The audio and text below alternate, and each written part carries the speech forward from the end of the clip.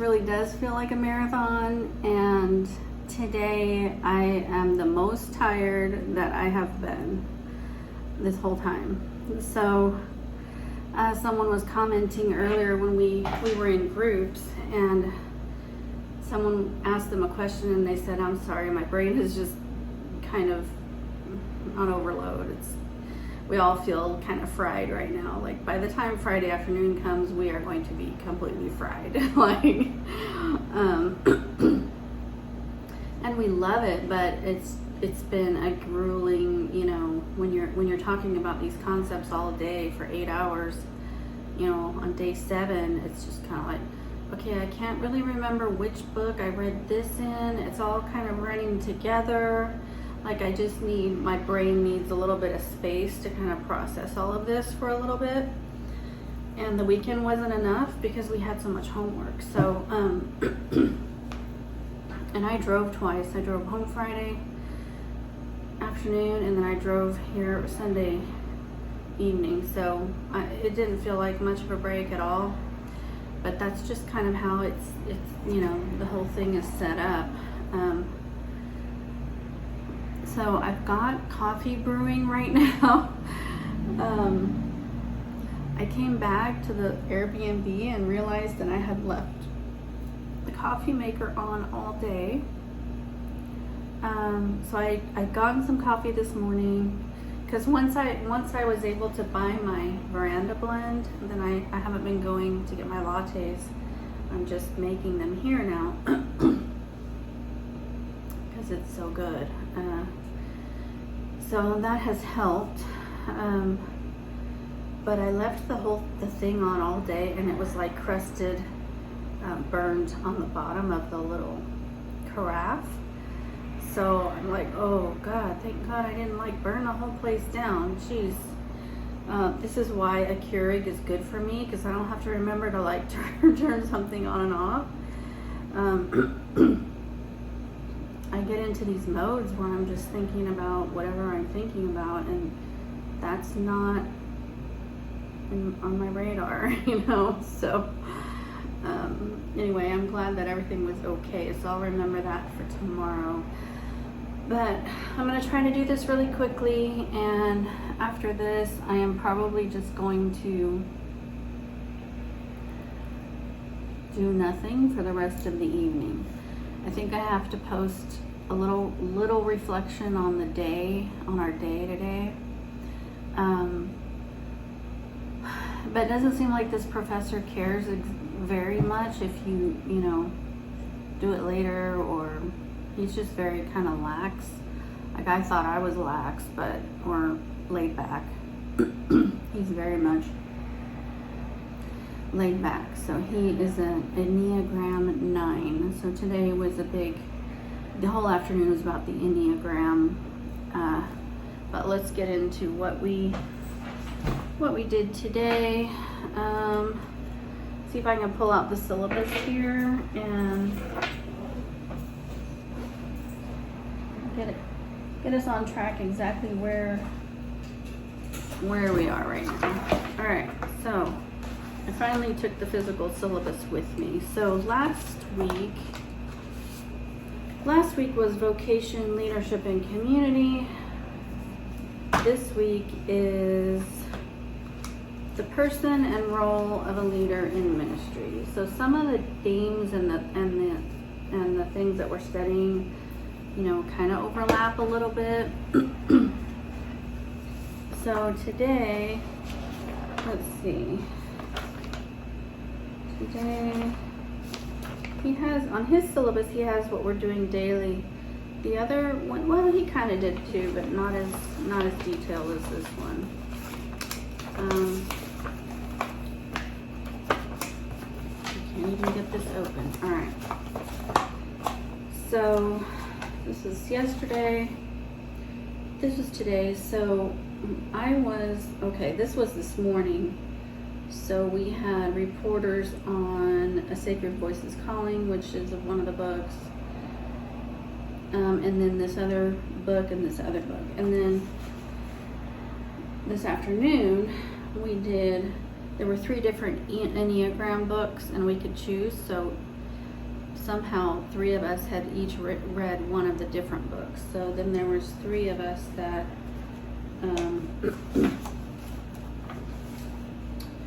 3 of us that reported on that. So I was the Roar book. Tomorrow, I need to figure out what we're doing tomorrow because I have to kind of read over that tonight. But I won't bore you with that right now. All right. Okay, my notes. See, I can't even stay on task here. All right. Ugh.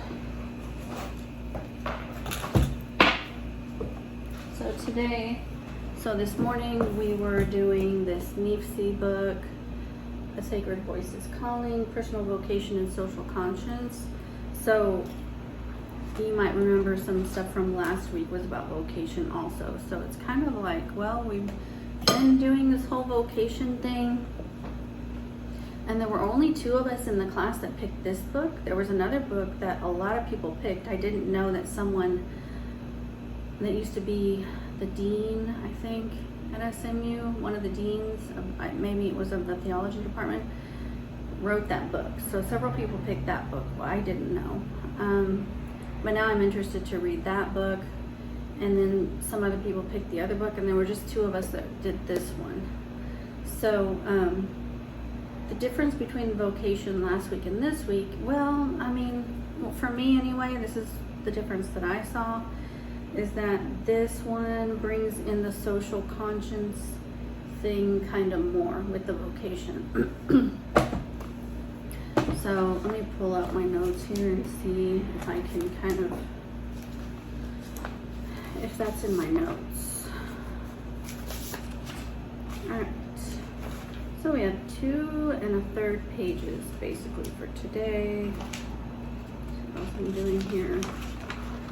So some of us during the break today, we were talking about how we loved Dr. Lee last week and how he's not going to be, maybe not teaching us any other classes. So they were happy that we got to have that one class with him. And there was one girl that, she's a pastor, I shouldn't say girl, but there's one lady that is a Methodist pastor, and she did her MDiv at Perkins, I don't know, 10 years ago when Dr. Lee was starting, and so she's had classes with him back then. And now here we are, this may be the only class we have with him because he is not going to be in charge of the program anymore. He's kind of stepping down and letting someone else take it, and this other person's name is, I forgot. But I don't know if anybody really knows him as well. So I'm like, oh, I hope that we have other classes with Dr. Lee because he was just phenomenal. I don't know. He may be my favorite professor ever. And the other SMU person from 20 years ago was my favorite prior to that. And so he is a church historian, and so we're thinking we may not have a class with him because when we take something to do with church history in the spring, but he's going to be on leave. So I don't think he's going to be teaching it then. So I don't know. I'm like, oh, it makes me so sad. But I'm thinking about maybe asking him to be my advisor for my dissertation or an advisor or something, because what I want to write about is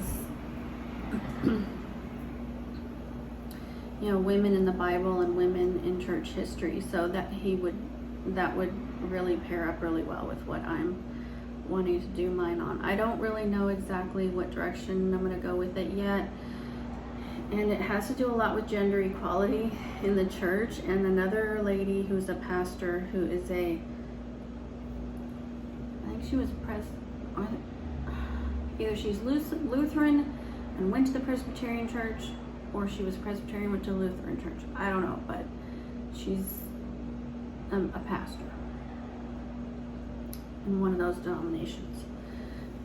So I'm gonna have a talk with her about which direction she's going, and if it's okay with her that I'm kind of doing sort of the same, not really the same thing, but on that same, thought.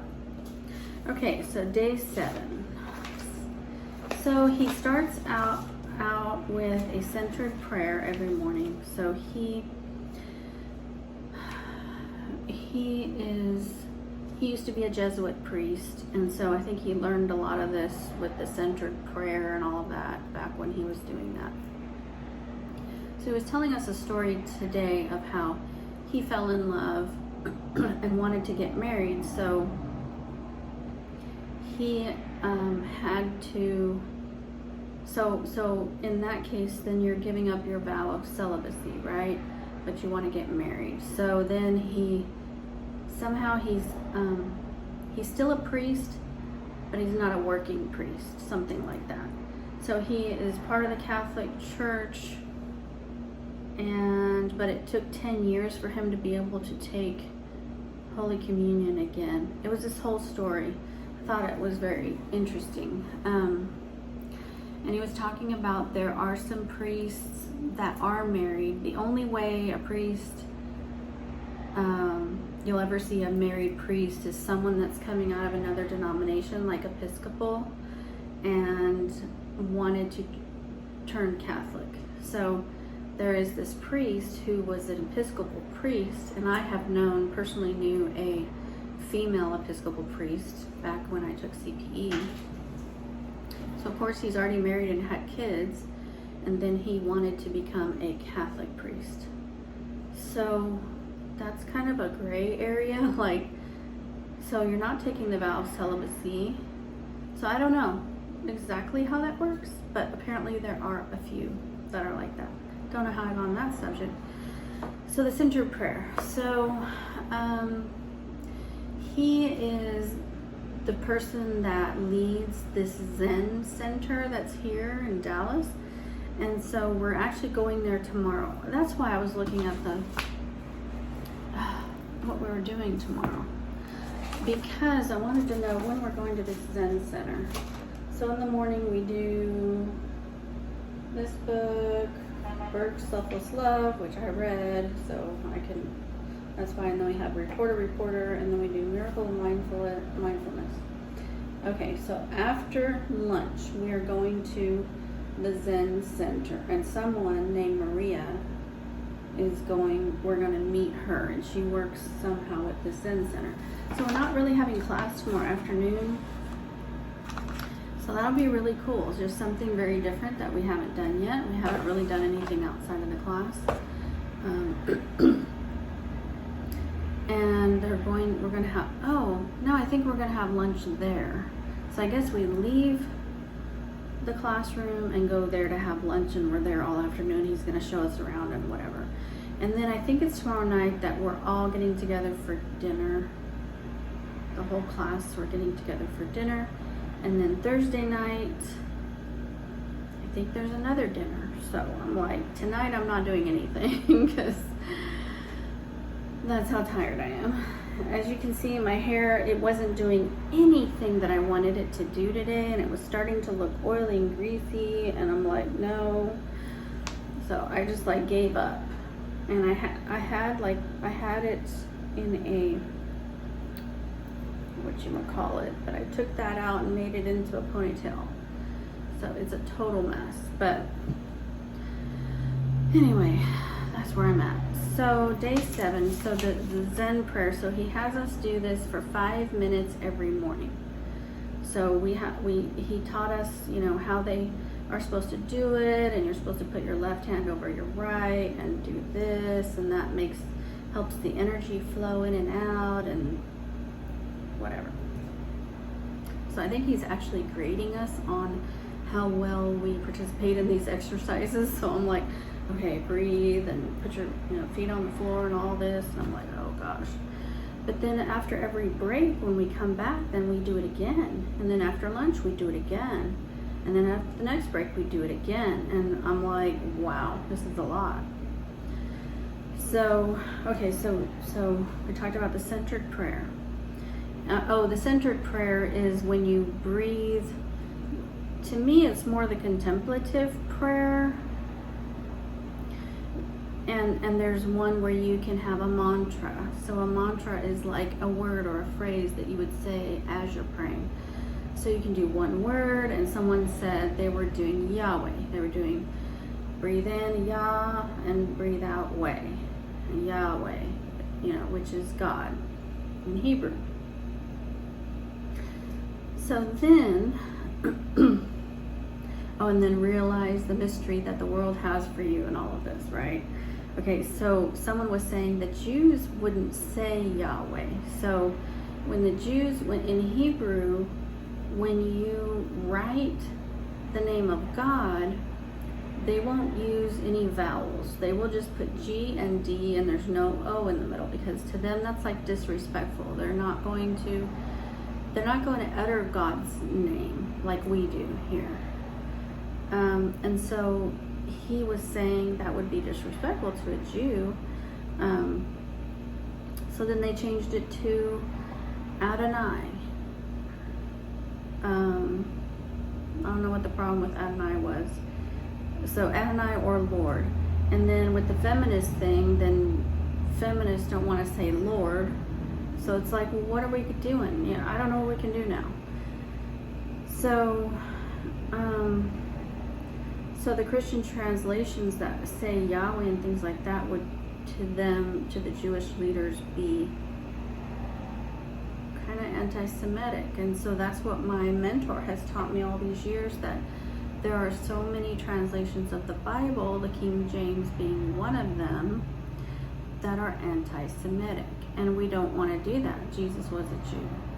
So that's why I don't really use the King James, and my parents used to like the New King James. I don't think they were aware of that, but now that I'm aware of it, then I want to be very sensitive to it. So I don't even read the King James anymore.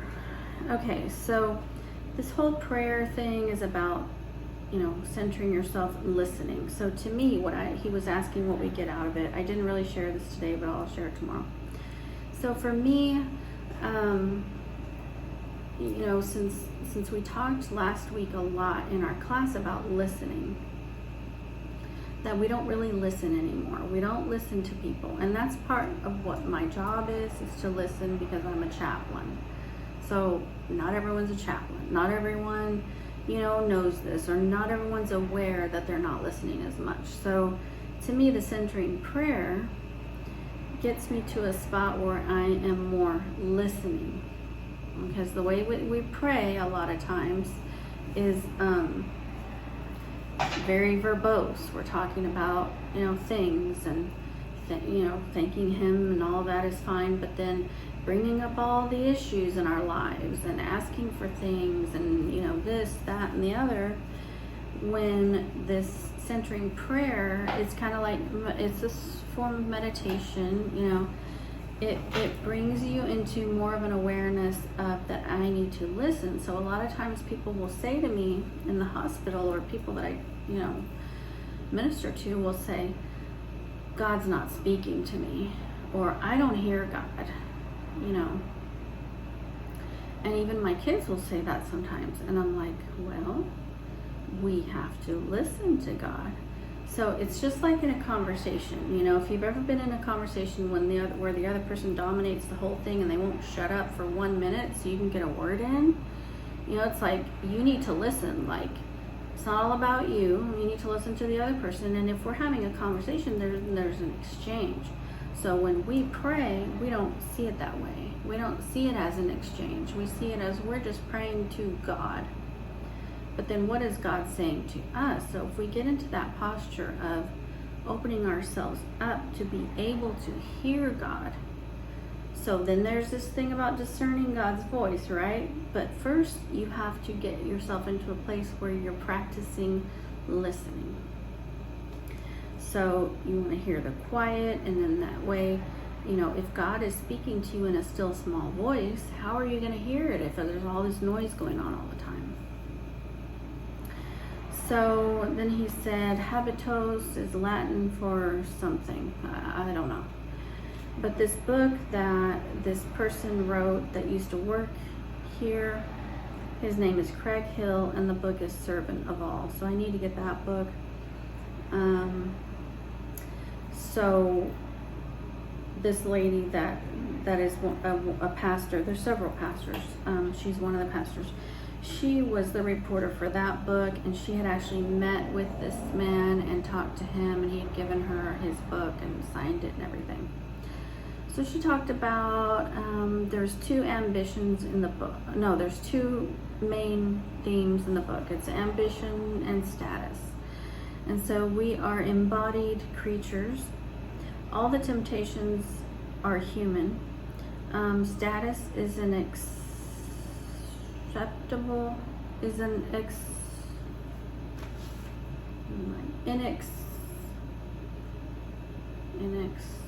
factor. Sorry, I need to learn shorthand or something. It needs to be contextualized by the Word of God. The sunrise is the best disinfectant. We see it through the lens of God, I think, and it speaks to the hope. The disciples were slow of heart in understanding Jesus's teachings. So she had all this written out, and I was just trying to kind of take a little bit of notes on what she was saying. Actually, she did email it to us, but anyway.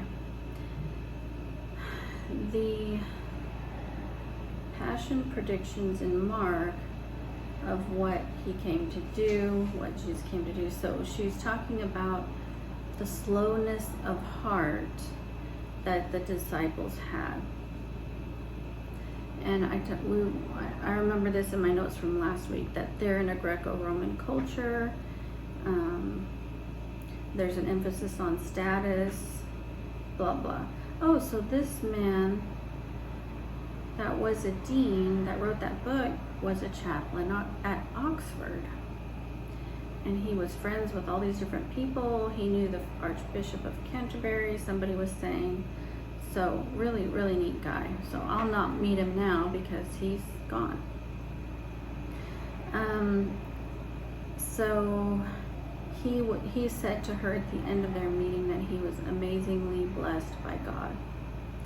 So ambition has productive and destructive sides. There's a hierarchy in relation to the church. The lessons of the New Testament are a lived reality. We find our identity in God.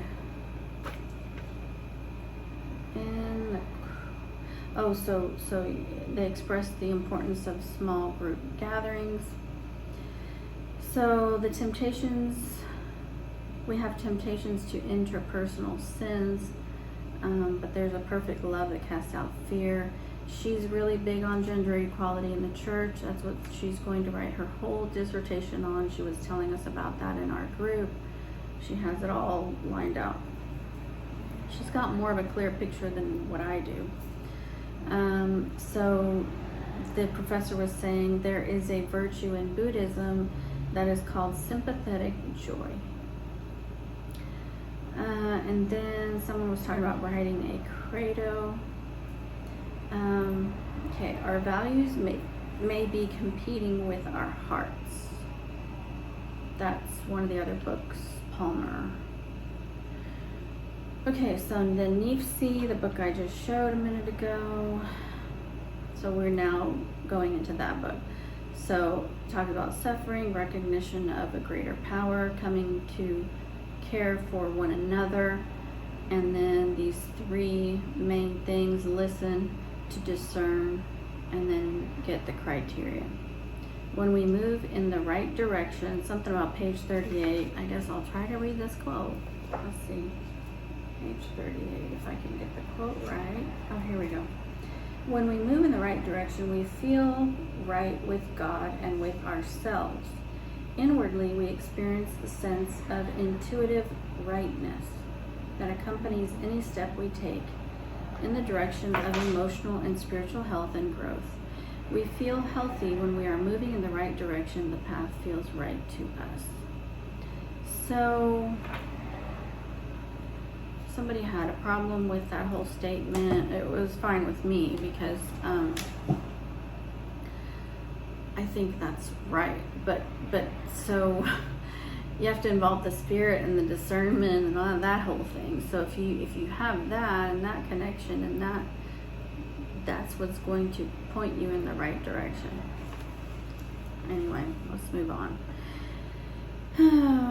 So finding one's true self when you feel at place and you feel affirmed. So you need to have humility.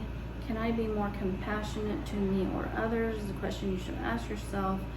And then the angel of God may be trying to tell you something. To me, the angel of God was Jesus, but I'm not sure what he meant there. What covenants do you have in your life? And this other lady was saying that she had come to this crossroads. She gave this whole scenario in her life where she felt like she had to weigh the covenants in her life. So I was talking the other day about how matrimony or being married is a covenant. So all throughout the Bible, God has covenants with his people. Those are promises, but it's stronger than a promise. So you may have more than one covenant in your life. So she was saying that she had a covenant with the church, because in her position, you make a covenant. You have a covenant with your spouse, and then she was saying she had this covenant with her children, because her children are all adopted from China. And so she had kind of promised them that she would, make things work for them and their schooling, and not be in these places where they would never meet anyone like them, type of thing. So it was this whole story. So she had to weigh the covenants, and then God opened a door and made a way. So even when when you can't see a way, God will make a way. And I know that to be true. Because with our finite minds, we can't think of all the ways. We can't come up with the scenario. But God will have something that will just blow your mind. That'll be the scenario that you couldn't even think of to make something happen or whatever it is. So, when he says his thoughts are higher than our thoughts, that's an understatement, because he is, he's sovereign, he's all these things, and so he does not think the way that we do. He thinks with a divine mind and seeing all of history, past, present, and future. We think with a finite mind. So we could sit here all day and come up with 20 scenarios that might work, or maybe this, maybe that, maybe the other. All we have to do is say, okay, God, I don't know what the way is. I don't know how to fix this. I don't know which way to go or how this is going to happen or whatever it is. But if you will it, if it is in your will, then make it happen and find a way for me, because I don't know. So, and that's the best thing, because when we are weak, he is strong. When we don't know, he knows. It's something that, it's like we wouldn't need him if we could think like he thinks. We wouldn't need him. So it's like just being that vulnerable, hey, I don't have the answer. But I know that if it is in your will and it's something that you want and that you sanction and that you see, whether it's now, the future, or whatever, you will make a way. And he'll shock you. He will. He will make a way. It's just like parting the Red Sea. He made a way. And he can, and he will. So they were talking about this Netflix movie or documentary or something about the two popes. So they were saying we really need to watch that. So it's Pope Benedict and Pope Francis, is that right? Talking about their own vision. So I need to watch that. Okay, so when we move in the right direction, that's the article we just read, we feel right with God. So even though if you're struggling with some kind of decision or whatever and it doesn't feel right, maybe someone's pushing you, or maybe something is happening that's not correct or whatever, that's when you have to, use discernment. And then whenever you discern what you should do, that's when the way will open, and you will feel right with God. You'll know that, okay, well, I was supposed to do this or not do that, and then that is what opens up the way, even though something might look clouded at the time. Okay, so we want God to purify us in the suffering. Sometimes we are put in a struggle because we know where we won't concede. So we know, yeah, okay, that's what I just kind of said. And God is with us in that. So then he talked about a quote from Frederick Buckner, I think. Our callings are found in the places of our deep hunger, where our deep hunger meets the world's needs. So that's vocation. This statement is genderless. God has no favor of persons. So I'm curious to know how these denominations that say that women shouldn't be ordained, women shouldn't preach, and that sort of thing, how do they reconcile that with knowing that God is no, what is that term? It's not coming to me, it's on the tip of my tongue. But he doesn't favor anyone over anyone else. So why would he keep half of the population from being called to preach or being called to be ordained or be a pastor? It doesn't make any sense whatsoever. It's not who he is. It's not who God is. He's no respecter of persons. That's what I was trying to say. He's no respecter of persons. So why, I mean, okay, I can't go into all this right now, but anyway. All right, so where am I? My deep gladness, it's where my deep gladness and the world's hunger meet. That's what your vocation, your calling that leads to your vocation.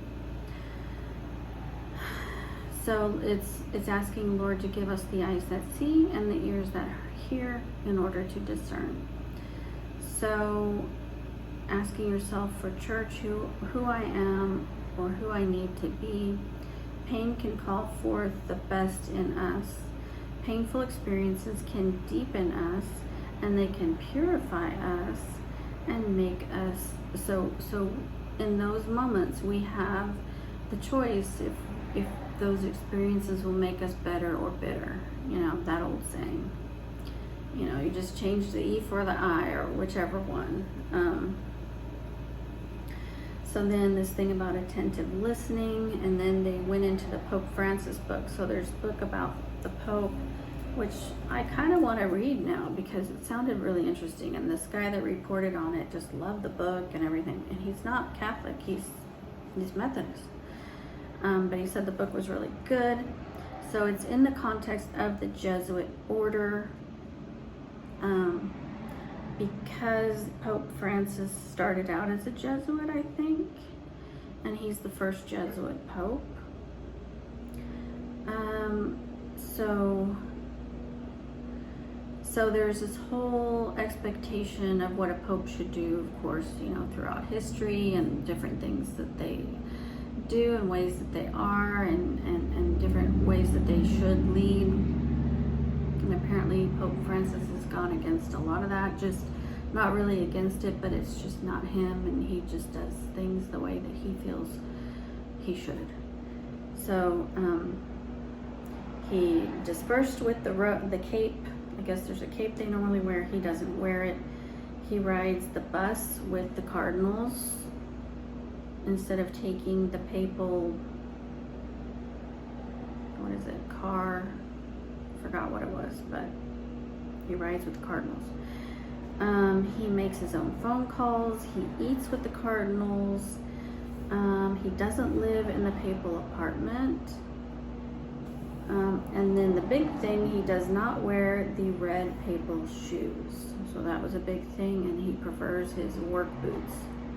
So it's like he's bringing this thing. There's a disparity between the person way at the top and the person at the bottom.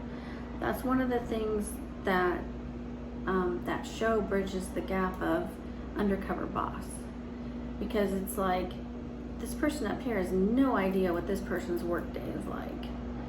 So they need, and that's kind of how I see what Pope Francis is doing. He's kind of bridging the gap between the guy down here and the guy up here. It's like, we're not so different, really. Okay, I have this prestige and this authority and all of that, but I am one of these people, and this is where I came from. So bridging that gap, so it makes me want to really read that book. He declared the authentic power is service. I don't think that was Pope Francis. That was, who are we talking about now? Ignatius of Loyola, I think. Maybe that was a Pope. I don't know. This is all over the place. So someone was saying careerism is leprosy. Unpack that yourself. Good luck. So the Pope challenged the global culture where money is more than people.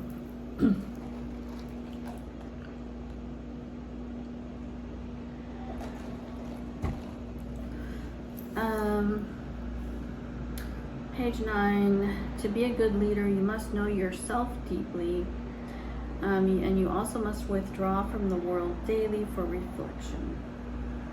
Jesuits are called to ministry on the frontier, so he threw himself into his local work. When you are obedient, you are also trusted.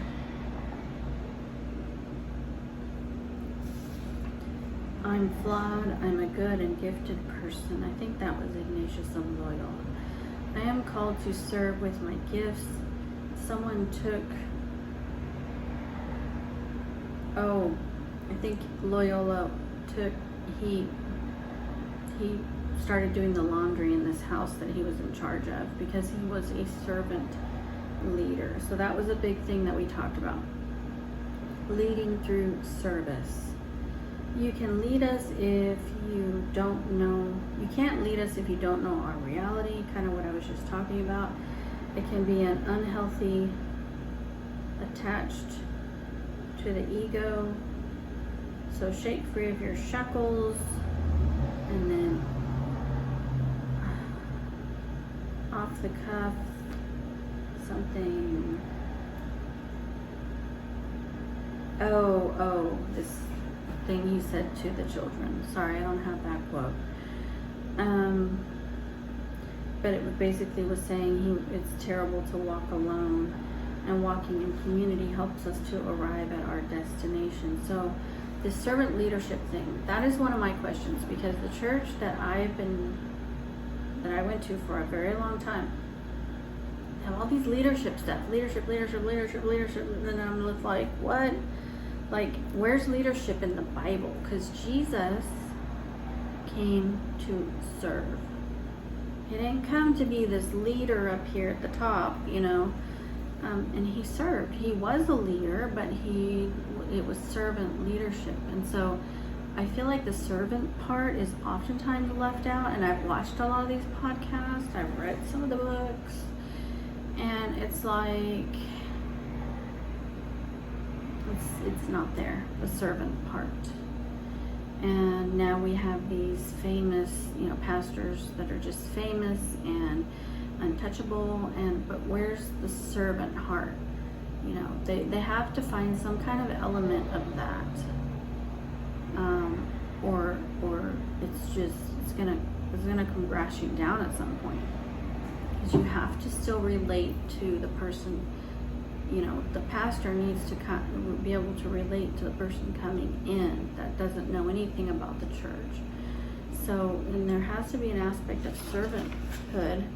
It's not like, okay, you serve, and now you're a leader, and now you're at the top, so you don't have to serve anymore. So that's the problem I have with it. Okay, so calling is related to my understanding of who I am. It's finding my place. And then the professor was talking about I, me, mine. So we are all these I, me, mine people. And everybody's competing against another I, me, mine. You know, it's like we're all out for ourselves type of thing. That's not how it should be. And they talked about this word called metanoia, which is a Greek word, which it means new way of being. There's a lot more to it. I looked it up, but I like the word metamorphosis, but I kind of like this word better now, metanoia. So I'm gonna use that. To be human is to be more than human. Okay. Confessions, our hearts. Oh yes, and so this is Augustine in his Confessions. This is one of his famous quotes. Our hearts are restless until we find our rest in thee. Then we went into the Enneagram. I don't know if you all want me to go into that because it's 41 minutes already. But basically the Enneagram is this tool that you can use to figure out more about who you are, and there's 9 numbers, and you take this test. It tells you what your number is, or you might have 3. So I was a 269, and then the next time I took it, I was mostly a 6. So it's like I'm kind of in between. I kind of can be a 2 or a 6, but I think I'm more of a 6. And then I can also be a 9. So then there are 3 sub categories. So there's the head center, the heart center, and the gut center. And what was interesting in mine is that the 2 is in the heart center, the 6 is in the head center, and the 9 is in the gut center. So someone said, well, you're a very well balanced person then if you have 1 in each of those. And I said, well, maybe so. So, then we talked about, every person talked about what number they were. And I found out that there was every number represented in our group, and sometimes more than 1 of each number, but there was no 7 represented at all. So we had 1s, we had 1, 2, we had a 3, we had a 4, we had a 5, 2 6s, so there was another 6 and me. There was no 7, there were 2 8s, and then our professor was 9.